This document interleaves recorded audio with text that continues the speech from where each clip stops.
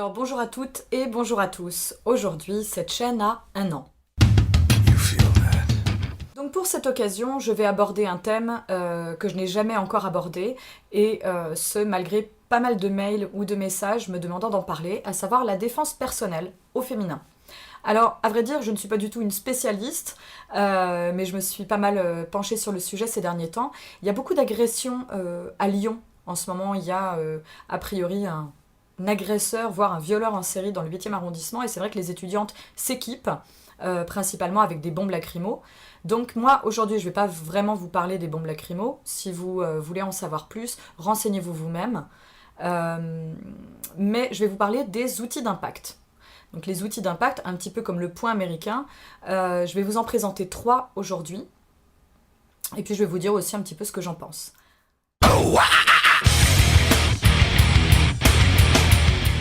Alors celui-ci est un cadeau d'un copain à moi, Rusty, que je remercie beaucoup, puis merci pour la petite cordelette rose.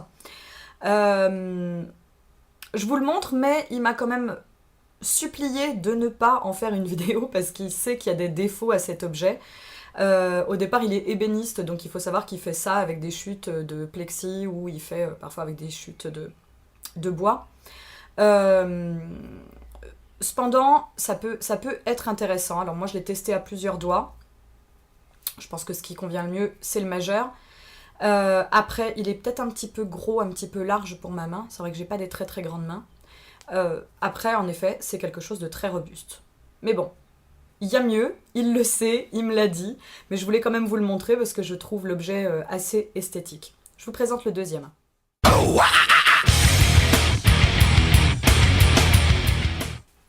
Alors ce second est un outil d'impact fait par Elsa Fantino, donc je vous mets son site juste en dessous parce qu'elle fait de très très belles choses. C'est une véritable artiste au niveau de la coutellerie, de la ferronnerie, elle fait de très belles choses, donc allez voir son site. Il y a plein d'autres formes. Moi ce qui m'a plu, c'est déjà le côté très girly aussi, on reste des nanas, et puis le côté un petit peu passe-partout. C'est vrai qu'on peut pas se dire en voyant ça que c'est éventuellement un outil qui peut servir à cogner. Ensuite, je me suis posé la question de où le mettre sur ma main. Sur les 2 doigts du milieu, personnellement, ça me fait mal. Donc, je risquerais de me faire mal en cognant.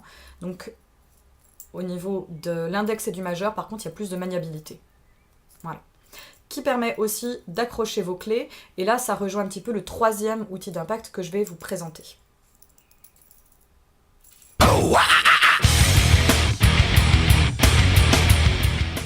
Alors, celui-ci, c'est un Yugo, donc.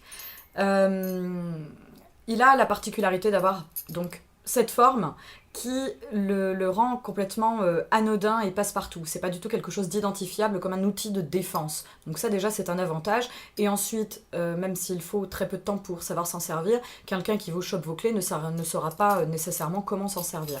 Donc moi je ne vais pas vous en parler plus précisément parce que d'autres l'ont bien fait mieux que moi. En l'occurrence, je vous mets juste ici le lien de la vidéo de David Manis qui vous montre, qui vous explique comment se servir de cet objet.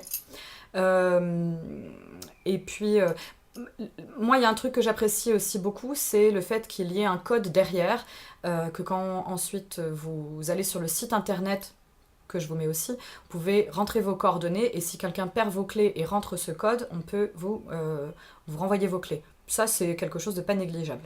Voilà. Le Yugo. Alors après, dans le genre, vous pouvez aussi choisir cette méthode-là.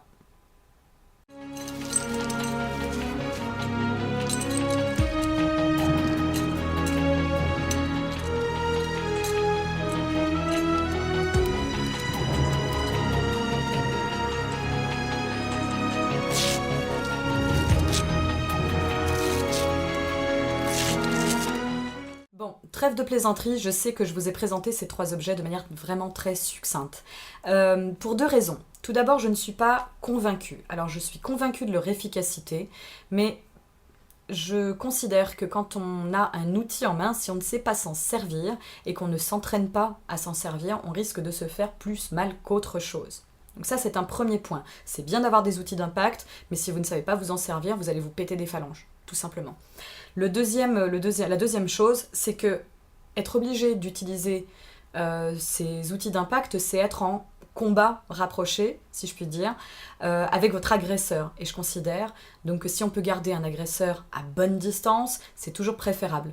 C'est en ça que les bombes lacrymo, les sprays anti-agression, tiens, je vous montre celui-ci aussi que je trouve plutôt pas mal car très discret, a priori très efficace. Vous avez ne serait-ce que les bombes de déo, hein. Allez savoir, un pchit dans les yeux, ça peut, je pense, ça peut piquer pas mal. C'est quelque chose qui peut garder un agresseur à distance. N'hésitez pas non plus, où il est, à avoir un sifflet sur votre porte-clés. Parce que un sifflet, ça, à part sur un stade de foot ou dans une cour d'école, c'est un son qu'on n'entend pas beaucoup.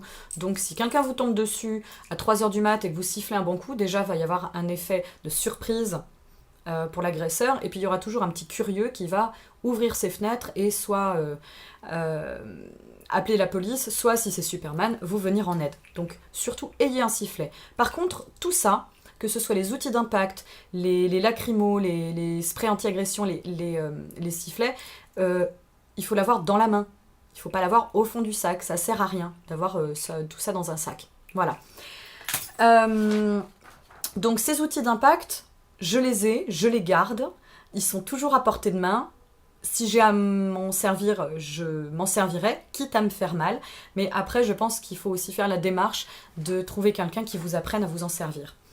Pour ce qui est donc de la défense personnelle, mesdames, comme je l'ai dit tout à l'heure, je ne suis pas une spécialiste. Donc si vous voulez malgré tout que je fasse des vidéos sur le sujet, voire que je vous serve de testeuse, je serais d'accord.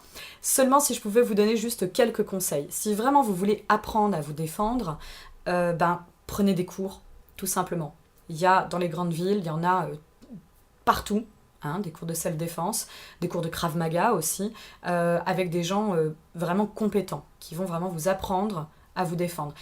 Juste petit conseil, préférez les cours mixtes aux cours seulement féminins. Hein. L'avantage des cours mixtes, c'est pouvoir cogner ou s'entraîner avec un homme, tout simplement. Parce que mettre une nana de 55 kg à terre, bon, mais mettre un bonhomme de 90, c'est un petit peu plus difficile. Je vous dirais également qu'il faut rester vigilante quand vous sortez, même en plein jour, même quand vous rentrez chez vous, dans votre garage, soyez vigilante. Hein, regardez autour de vous. Soyez à l'affût du moindre signe. Je ne vais pas vous dire que vous êtes en danger partout, mais vous pouvez l'être aussi. Ne vous mettez pas en danger, bien évidemment. Et je vous dirais aussi qu'il faut être préparé psychologiquement, se dire qu'il est possible un jour qu'on ait besoin de se défendre.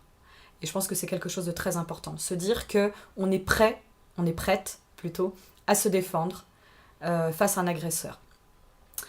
Dernière petite chose, je vous dirais que j'ai commencé à lire, je prends mon papier, un livre il n'y a pas longtemps de Irène Zellinger, qui est assez sympathique, qui s'intitule « Non c'est non, petit manuel d'autodéfense à l'usage de toutes les femmes qui en ont marre de se faire emmerder sans rien dire ». Je vous le conseille, il est consultable gratuitement sur internet, et s'il vous plaît, vous pouvez l'acheter. Moi, je ne l'ai pas encore lu entièrement, mais je trouve que c'est un très bon livre. Après, comme je le disais, lire des livres, c'est bien, mais la pratique, c'est mieux. Voilà. Gardez l'équilibre. Vous êtes prête? Gardez l'équilibre. Oui. C'est ça. Vous êtes sûr? Mm-mm. C'est bien. Gardez l'équilibre. Vous pouvez perdre? Non. Il peut vous faire mal? Non. Bien, j'espère que cette vidéo vous aura été un minimum utile. Peut-être est-ce que ça vous donne envie d'en savoir un petit peu plus sur le sujet, de prendre des cours d'autodéfense ou d'avoir des objets qui peuvent vous permettre de vous défendre. En tout cas, quoi qu'il en soit, restez vigilante, toujours. Et puis, dernière chose, je voulais vous remercier, bien évidemment. Il y a 450 abonnés sur cette chaîne, un peu plus de 28 000 vues. Alors je suis très étonnée et à la fois ça me fait très plaisir. Donc merci à tous. Et je voulais aussi dire merci à tous les gens avec qui je partage sur les réseaux sociaux. J'espère vous apporter de temps en temps quelques petites choses, mais en tout cas, ce qui est sûr, c'est que vous m'apportez beaucoup. Donc voilà, merci à tous. Dans l'attente d'une prochaine vidéo, prenez bien soin de vous et je vous dis à très bientôt. Vous êtes de celles qui ont de la chance, on dirait.